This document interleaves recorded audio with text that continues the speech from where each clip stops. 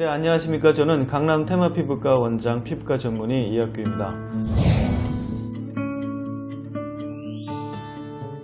네, 오늘은 여드름 흉터에 대해서 말씀을 드리겠습니다. 우리가 이제 피부과 치료 중에 좀 가장 큰 게 몇 가지가 있는데 그 중에 하나가 이제 여드름 흉터라고 생각이 되고, 여드름 흉터 전에는 그 마마 흉터라고 그래가지고 지금은 없어진 질환이죠. 천연두 흉터가 있었습니다. 그게 여드름 흉터보다는 훨씬 더 깊고 전통이 좀 오래된 질환이었죠. 그래서 지금은 이제 뭐 마지막 환자분이 한 7, 80세 정도 되신 것 같고, 지금 마지막 환자까지 저희가 다 처리를 해드린 것 같습니다. 약 20년 전에 그런 환자분들이 상당히 많아서 근데 참 불행한 게 그때는 지금처럼 레이저가 많이 발달되어 있지 않은 시기였고 수요는 상당히 많았습니다. 지금 우리가 그 곰보라고 보통 얘기들을 하죠. 그러면 아마 여러분들이 잘 아실 텐데, 그런 치료를 과거에는 화학적 바피로만 치료를 했습니다. 아니면 레이저도 그때 아주 좀 원시적인 것들만 있어가지고 그랬는데, 그래서 치료를 하게 되면 굉장히 큰 수술이었죠. 얼굴에 전체로 붕대를 감고, 그 다음에 붕대를 떼고 나면 얼굴 붉은 게 3개월에서 6개월 정도 지속될 정도였습니다. 다행히 이제 그 질환이 없어져서 그거에 준하는 심한 질환은 이제 여드름 흉터라고 봅니다.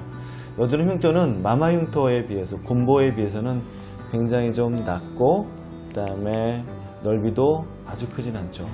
그렇지만 성상 자체는 비슷합니다. 어떤 게 비슷하냐면 대부분의 여드름 흉터는 파인 흉터입니다.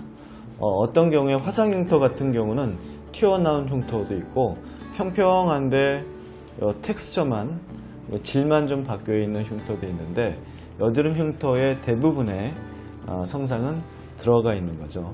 그러면 이 들어가 있는 것들을 차오르게 하는 게 이제 치료의 근간이 되겠습니다. 아까 말씀드렸던 그 마마 흉터를 치료할 때보다 지금은 레이저가 정말 천지개벽할 정도로 많이 좋아져 가지고요. 과거에 우리가 사용했던 화학적 바피, 뭐 TCL을 이용하든지 아니면 여러 가지를 이용하는 치료 방법이 뒤로 많이 밀렸습니다. 그 치료 방법이 우수하지 않다는 건 아닙니다. 지금도 이제 가끔씩은 하고 있는데, 치료 방법은 우수한데 대부분 다 이제 사회 활동을 하시기 때문에 그 이유 때문에 좀 편한 치료를 많이 찾고, 편하면서 효과적인 치료들을 좀 많이 찾는데, 편하다는 것은 일상생활의 복귀를 얘기하는 것 같습니다. 과거에 이제 가장 문제가 됐던 게 홍반이었죠. 홍반이 한 3개월에서 6개월 정도, 심하면 6개월 정도 빨겠는데, 빨간 정도가 그냥 IPL이나 뭐 프락셀하고 빨간 정도가 아니라 요 입술만큼 빨개요. 입술만큼. 아주 빨간 입술만큼 빨개서 거기 한 3개월, 6개월 가는데, 그럼 뭐 비비크림 바르면 되지 않을까 생각하는데, 확 벗겨내면요, 요 비닐에 화장하는 것처럼 들뜹니다. 이해하시겠어요? 비닐에 이렇게 화장하면 균일하게 안 먹잖아요. 그렇게 떠가지고 일상생활은 좀 불가능했는데, 이제는 레이저들이 워낙 좋아져 가지고 물론 효과가 확 깎아내는 것보다는 못하겠지만, 가장 큰 장점은 일상생활을 유지하면서 우리가 치료를 한다는 겁니다. 그리고 여러 가지 옵션이 있고, 가장 큰 옵션은 여드름 흉터가 물론 파인 건데 아주 예리하게 파였는지 아니면 좀 둔각으로 이렇게 파였는지, 요거에 따라 치료 방법이 약간 달라지기는 하지만, 그래도 우리가 이용할 수 있는 레이저들이 상당히 많고, 그 다음에 레이저마다 이용하는 매질이라고 그러죠. 레이저 기종이 다 다르기 때문에 특성이 다 다릅니다. 우리가 어떤 염증이 몸에 있을 때 항생제를 여러 가지를 같이 쓰는 거는 콤비네이션 테라피라고 그래가지고 굉장히 좋은 치료입니다. 왜냐하면 이쪽에 안 걸리면 여기라도 걸려가지고 빨리 염증이 낫는 거죠. 쉽게 얘기하면 그물을 넓게 치는 거죠. 근데 지금 이제 여드름 흉터에도 우리가 그물을 아주 넓게 치듯이 선택의 폭이 넓은 레이저들이 상당히 많이 나왔습니다. 과거에 화학 바피를 하다가 이제 여드름 흉터를 레이저로 치료하게 된 가장 근간이 되는 게 프락셀이었죠. 지금도 역시 유명하게 많이 쓰이고 있는데, 프락셀 이외에도 요즘 뭐 피코 레이저라든지 아니면 스타룩스, 그 다음에 아이콘 레드, 블루 이런 레이저들, 그 다음에 프랙셔널 레이저들, 이런 것들이 같이 쓰이는데, 특징은 과거에는 프락셀에만 의존했던 게 이젠 그렇지 않고 이것들을 같이 쓰게 됩니다. 아까 항생제 치료 말씀드렸죠. 그물을 넓게 펴가지고 고기를 많이 잡듯이 여드름 흉터도 마찬가지입니다. 여러가지 브로드한 레이저를 많이 써가지고 특성이 다른 레이저들을 함으로써 우리가 여드름 흉터라고 해도 한 가지만 가지고 있지는 않거든요. 넓고 깊고 뭐 이런 여러가지 종류가 있기 때문에 그 기종에 따라서 거기에 좀 특징적으로 작용할 수 있는 것들이 많이 있습니다. 그래서 이런 치료들을 같이 컨비네이션 하는 게 요즘 추세고, 레이저를 글쎄요 몇 가지를 이용하는 게 좋다 뭐 이런 게 지금 나와 있지는 않지만 그래도 성질이 다른 레이저들을 같이 이용하는 건 상당히 유리할 것 같습니다. 예, 아까 말씀드린 흉터가 이런 거죠. 예, 흉이 어떤 건 이렇게 아주 아이스픽이라고 그러죠. 아이스픽. 급격히 빠져 있고 어떤 것들은 이렇게 넓게 빠져 있고. 그래서 이런 경우에는 박피가 약간 좀 필요합니다. 그래서 여기 약간 화학 박피를 좀 넣어가지고 이걸 차오른 상태에서 레이저를 하면 훨씬 더 좋고, 요거는 그냥 우리가 일반적으로 이용하는 레이저들을 다 사용할 수 있는데, 그래서 결론적으로는 이쪽이 훨씬 더 경과가 좋습니다. 지금 우리가 이용할 수 있는 레이저들을 하면 훨씬 더 좋고, 요거는 다른 도트 필링이라든지 다른 방법을 좀 해야지만 차오르게 할 수 있죠. 근데 누구나 다 우리가 뭐 이게 효과가 좋다고 그래가지고 이걸 다 가지고 있지는 않습니다. 이걸 다 같이 가지고 있기 때문에 여러 가지 레이저를 좀 같이 쓰는 게 상당히 유리하게 되겠습니다.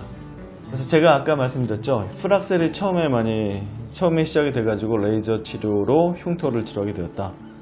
프락셀의 개념은 이제 여러분들 잘 아시겠지만 간단히 설명을 드리면요. 피부가 이렇게 되어 있는데 옛날에는 이걸 그냥 이렇게 다 깎았어요. 그러니까 이렇게 움푹 들어가 있는 걸 깎아가지고 평평하게 만들겠다는 생각이었죠. 뭐 대패를 밀듯이 그런 상상을 해가지고 이제 화학 박피를 했습니다. 이제는 그렇게 하지 않죠. 과거에 그렇게밖에 할 수 없던 건 뭐냐면, 여기가 이제 우리가 진피잖아요. 진피의 두께가 여기가 이렇게 차이가 나는 거, 그 다음에 요 표피의 두께는 같죠. 그러니까 요 진피의 두께가 차이가 나는 게 이제 흉터가 움푹 들어간 거라서 진피만 선택적으로 치료할 수 있으면 됩니다. 그게 프락셀이었죠. 프락셀은 레이저를 쏘니까 이 표피는 그냥 통과하고 진피에 구멍을 많이 뚫어가지고 여기를 재생시킨다.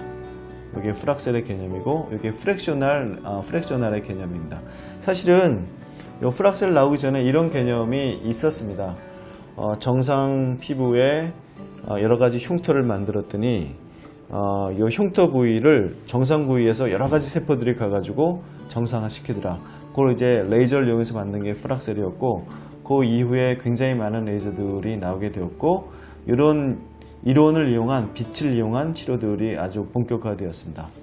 저희 병원에서는 역시 콤비네이션 된 치료를 하고 있는데, 역시 이 프락셀이 가장 근간이 될 것 같고요. 그 다음에 이 스타룩스라는 레이저가 있습니다.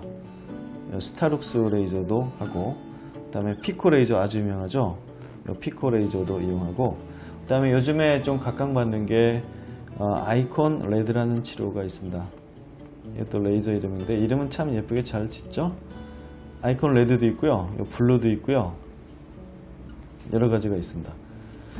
요 정도를 콤비네이션을 하게 됩니다. 그래서 환자분들은 보통 3-4주 간격으로 오셔가지고 뭐 처음에 뭐 스타룩스를 했으면 다음에 피코를 하든지 상황에 따라서, 왜냐하면 딱지가 않는 경우도 있고 안 나는 경우도 있기 때문에 그 일상생활에 어떤 중요한 일이 있는데 반드시 딱지 난치 하고 요즘은 요구하지는 않습니다. 그래서 이 치료들을 번갈아 가면서 하게 되면 몇 번 치료가 가장 좋으냐, 5번이냐 10번이냐, 이거는 뭐 특정 지을 수 없습니다. 환자분들의 흉터의 범위와 깊이가 다르기 때문에 그렇습니다. 그래서 정답은요, 많이 할수록 좋아요.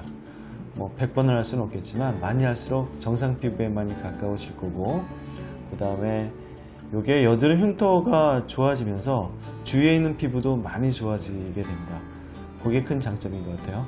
그래서 여드름 흉터가 좋아질 때쯤이면 다른 피부도 많이 좋아져 가지고 정말 전화위복이 되는 거죠. 예, 아주 좋은 피부가 전반적으로 나타나게 됩니다. 그래서 이제 여드름 흉터의 개념은 콤비네이션 테라피로 많이 바뀌었고, 굉장히 우수한 레이저들을 같이 쓰는 이유는 아까도 말씀드렸지만 각 레이저에 사용되는 기질 자체가 많이 다르고 성질이 다르고 작용할 수 있는 특징적인 흉터에 대한 반응이 다르기 때문에 이들을 같이 사용하는 것은 프락셀이나 스타룩스나 피코 한 가지를 사용했을 때보다는 훨씬 더 우수한 효과를 나타낼 수 있다. 그렇지만 여드름 흉터라는 것은 시간이 많이 걸리는 치료입니다. 그리고 치료에는 언제나 시기가 있는 거거든요. 그래서 그때 열심히 치료하고 나중에 또 열심히 치료할 수 있는 시간이 있을 것 같지만 대부분 그런 것 같지는 않습니다. 그래서 치료할 때 컴팩트하게 뭐 10번이든지 15번이든지 치료를 열심히 하신다면 그거를 이제 자본을 해가지고 평생을 살 수 있을 것 같습니다. 오늘은 여드름 흉터에 대한 개념에 대해서 그 다음에 어떤 흉터일 때 어떤 레이저가 좋은지에 설명을 드렸고 결론적으로는 요즘은 여러 가지 레이저를 이용한 컴비네이션 테라피를 한다라는 것들을 말씀드렸습니다.